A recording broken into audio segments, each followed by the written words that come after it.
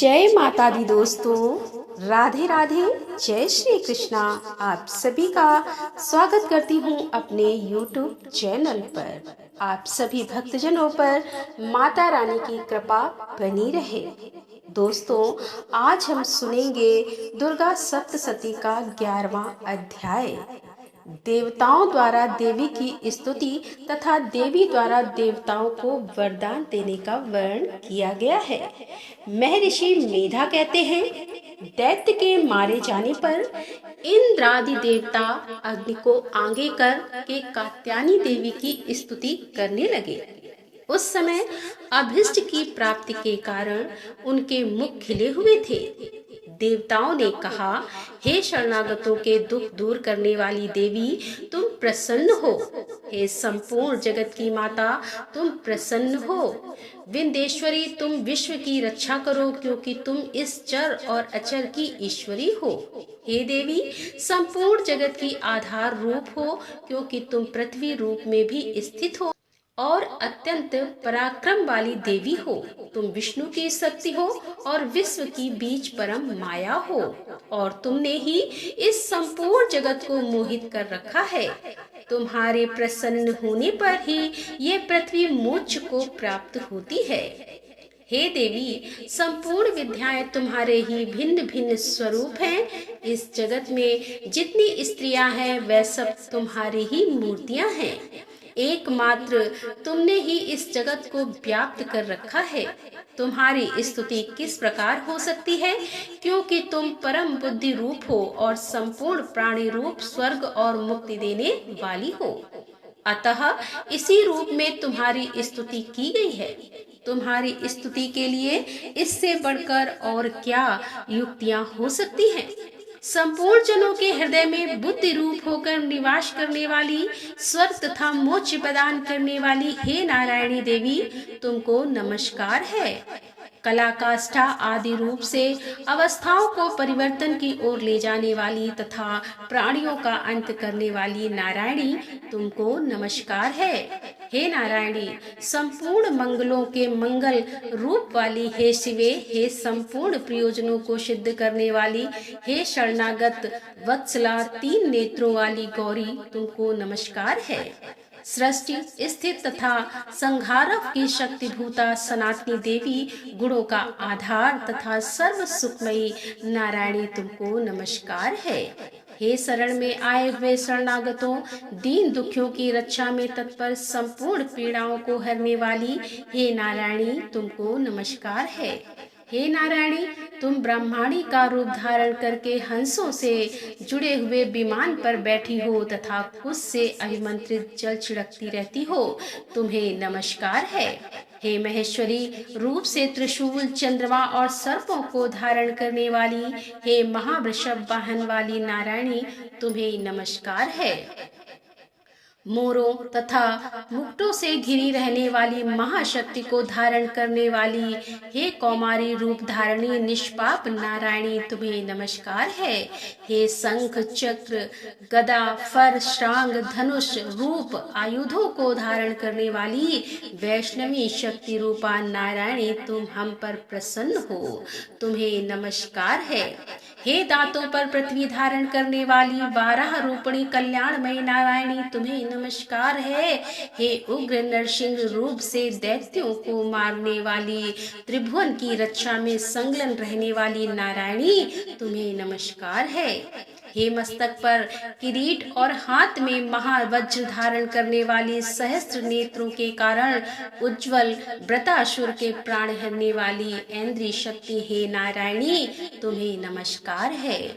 हे शिवदूती, स्वरूप से दैत्यों के महामत को नष्ट करने वाली, हे घोर रूप वाली, हे महाशब्द वाली हे नारायणी, तुम्हें नमस्कार है। दानों के कारण विकराल मुख वाली, मुंडमाला से विभूषित मुंड मर्दनी चामुंडा स्वरूपा नारायणी, तुम्हें नमस्कार है। हे लक्ष्मी, लज्जा, महाविद्या, श्रद्धा, पुष्टि, स्वधा, ध्रुवा, महारात्रि तथा महाविद्या रूपा नारायणी, तुमको नमस्कार है। हे मेधा सरस्वती, सर्वोत्कृष्ट ऐश्वर्य रूपिणी पार्वती, महाकाली, नियंता तथा ईश रूपिणी नारायणी, तुम्हें नमस्कार है। हे सर्वस्वरूप सर्वेश्वरी, सर्वशक्ति युक्त देवी, हमारी भय से रक्षा करो, तुम्हें नमस्कार है। हे कात्यायनी, तीनों नेत्रों से भूषित यह तेरा सौम्य मुख सब तरह के डरों से हमारी रक्षा करे, तुम्हें नमस्कार है। हे भद्रकाली, ज्वालाओं के समान भयंकर, अति उग्र एवं संपूर्ण असुरों को नष्ट करने वाला तुम्हारा त्रिशूल हमें भय से बचावे, तुमको नमस्कार है। हे देवी, जो अपने शब्द से इस जगत को पूरित कर दैत्यों के तेज को नष्ट करता है, वह आपका घंटा इस प्रकार हमारी रक्षा करे, जैसे कि माता अपने पुत्रों की रक्षा करती है। हे चंडिके, असुरों के रक्त और चर्बी से चर्चित जो आपकी तलवार है, वह हमारा मंगल करे, हम तुमको नमस्कार करते हैं। हे देवी, तुम जब प्रसन्न होती हो तो संपूर्ण रोगों को नष्ट कर देती हो, और जब रुष्ट हो जाती हो तो संपूर्ण वांछित कामनाओं को नष्ट कर देती हो, और जो मनुष्य तुम्हारी शरण में जाते हैं उन पर कभी विपत्ति नहीं आती, बल्कि तुम्हारी शरण में गए हुए मनुष्य दूसरों को आश्रय देने योग्य हो जाते हैं।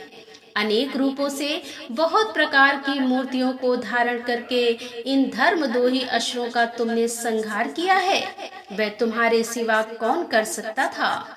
चतुर्दश विद्याएं, 60 शास्त्र और चारों वेद तुम्हारे ही प्रकाश से प्रकाशित हैं, उनमें तुम्हारा ही वर्णन है, और जहाँ राक्षस, विषैले सर्प, शत्रुगण हैं, वहाँ और समुद्र के बीच में भी तुम साथ रहकर इस विश्व की रक्षा करती हो। हे विश्वेश्वरी, तुम विश्व का पालन करने वाली विश्व स्वरूपा हो, इसीलिए संपूर्ण जगत को धारण करती हो। इसीलिए ब्रह्मा, विष्णु, महेश की भी वंदनी हो। जो भक्ति पूर्वक तुमको नमस्कार करते हैं, वह विश्व को आश्रय देने वाले बन जाते हैं। हे देवी, तुम प्रसन्न हो और असुरों को मारकर जिस प्रकार हमारी रक्षा की है, ऐसे ही हमारे शत्रुओं से सदा हमारी रक्षा करती रहो। संपूर्ण जगत के पाप नष्ट कर दो, और पापों तथा उनके फल स्वरूप होने वाली महामारी आदि बड़े बड़े उपद्रवों को शीघ्र ही दूर कर दो। विश्व की पीड़ा को हरने वाली देवी, शरण में पड़े हुए पर प्रसन्न हो। त्रिलोक निवासियों की पूजनी परमेश्वरी, हम लोगों को वरदान दो। देवी ने कहा कि हे देवताओं, मैं तुमको वर देने को तैयार हूँ, आपकी जैसी इच्छा हो वैसा वर मांग लो, मैं तुमको दूंगी। देवताओं ने कहा कि हे सर्वेश्वरी, त्रिलोकी के निवासियों की समस्त पीड़ाओं को तुम इसी प्रकार हरती रहो, और हमारे शत्रुओं को इसी प्रकार नष्ट करती रहो। देवी ने कहा कि वैव स्वतः मनवंतर के 28वें युग में 2 और महा असुर शुंभ और निशुंभ उत्पन्न होंगे। उस समय मैं नंद गोप के घर में यशोदा के गर्भ से उत्पन्न होकर विंध्याचल पर्वत पर शुंभ और निशुंभ का संहार करूंगी। फिर अत्यंत भयंकर रूप से पृथ्वी पर अवतीर्ण होकर मैं वैप्रचित नामक दानों का नाश करूंगी। उन भयंकर महाअसुरों को भक्षण करते समय मेरे दांत अनार पुष्प के समान लाल होंगे। इसके पश्चात स्वर्ग में देवता और पृथ्वी पर मनुष्य मेरी स्तुति करते हुए मुझे रक्त दंतिका कहेंगे। फिर जब 100 वर्षों तक वर्षा न होगी, तो मैं ऋषियों की स्तुति करने पर आयोनिज नाम से प्रकट होंगी और अपने 100 नेत्रों से ऋषियों की ओर देखूंगी। अतः मनुष्य शताक्षी नाम से मेरा कीर्तन करेंगे।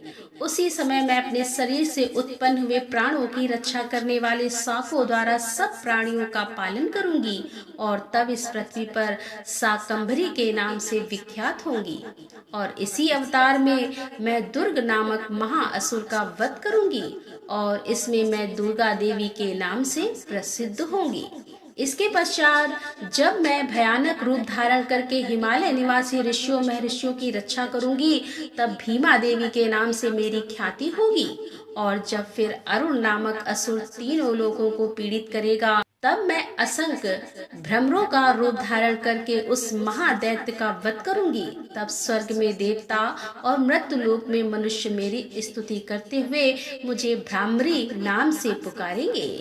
इस प्रकार जब जब पृथ्वी राक्षसों से पीड़ित होगी, तब तक मैं अवतरित होकर शत्रुओं का नाश करूंगी। बोलो माता रानी की जय। तो यहाँ पर दुर्गा सप्तशती का 11वां अध्याय का समापन करते हुए इसके आगे के पाठ के साथ हम आपके सामने फिर उपस्थित होंगे। तब तक के लिए हर हर महादेव, जय भोलेनाथ की जय माता दी।